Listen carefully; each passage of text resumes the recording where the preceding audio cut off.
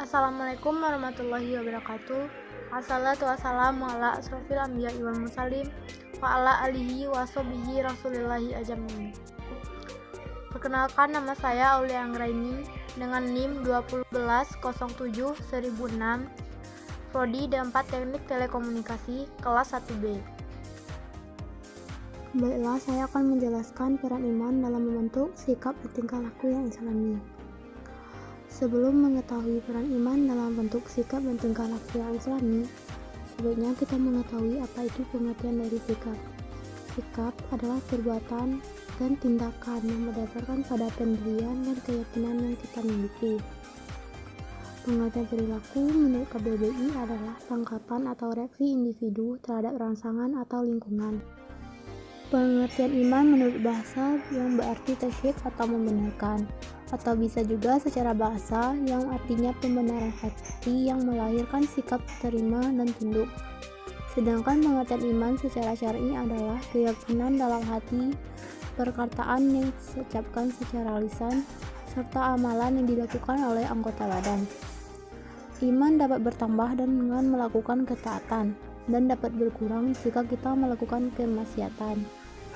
Peran iman dalam bentuk sikap dan tingkah laku islami yang pertama adalah iman menjadi landasan sekaligus sandaran dalam menolong sesama akan bernilai ibadah manakala dilakukan dengan cara-cara yang telah Allah tetapkan. Artinya sesuai dengan aturan-aturan Allah dan diniatkan untuk mendapatkan ridho Allah SWT.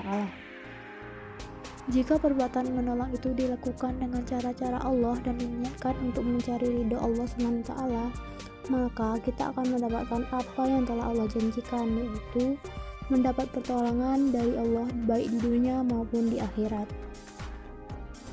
Yang kedua, iman melahirkan sikap ikhlas dan konsekuen. Iman memberikan pengaruh pada seorang untuk selalu berbuat dengan ikhlas tanpa pamrih kecuali keridaan dari Allah SWT. Orang yang beriman senantiasa konsekuen dengan apa yang telah diikrarkannya, baik dengan lidahnya maupun dengan hatinya.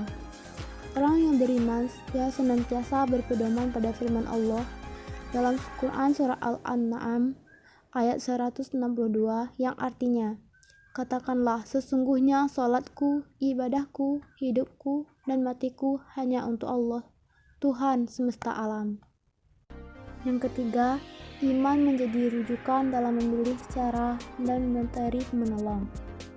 Menolong orang bukan hanya masalah cara atau teknik menolong, tetapi juga apa yang akan diberikan kepada pihak yang kita tolong.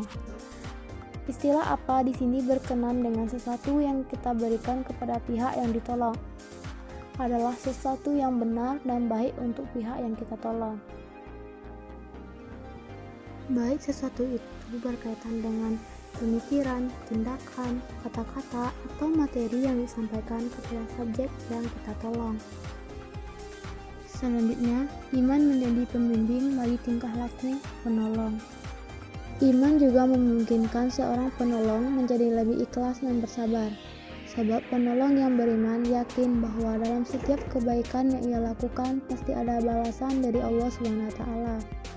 Jika ia lakukan dengan ikhlas, artinya apa yang ia lakukan hanya semata-mata mengharapkan ridho dari Allah SWT. Dengan iman, kita akan menjadi lebih sabar, sebab orang yang beriman yakin bahwa ada ketentuan atau takdir Allah yang pastinya berlaku untuk semua manusia. Oleh sebab itu, jika ia sukses, dia tidak menyombongkan diri, dan bila dia gagal, dia akan bersabar dan bertawakal kepada Allah SWT. Kesimpulan yang dapat kita ambil adalah hubungan antara akhlak dan iman adalah saling menguatkan dan mendukung satu sama lain. Belum sempurna iman seseorang jika akhlaknya belum baik. Iman sebagai pondasi dalam kehidupan manusia. Tak akan muncul akhlak yang baik bila tanpa ada iman.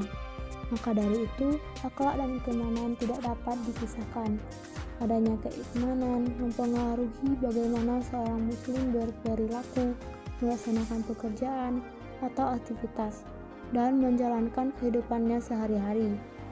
Kehidupan seorang tanpa keimanan pasti akan rapuh, sebagaimana sebuah bangunan tanpa adanya fondasi yang kuat. Iman memiliki arti percaya. Seorang yang beriman berarti ia memiliki kepercayaan tertentu atas yang diimaninya. Percaya bukan berarti hanya sekadar meyakini, namun juga tercermin dari apa yang diucapkan dan dilakukan secara konsisten. Sekian yang dapat saya sampaikan. Mohon maaf jika masih terdapat kesalahan dan kekurangan, karena kesempurnaan hanya milik Allah Subhanahu wa Ta'ala.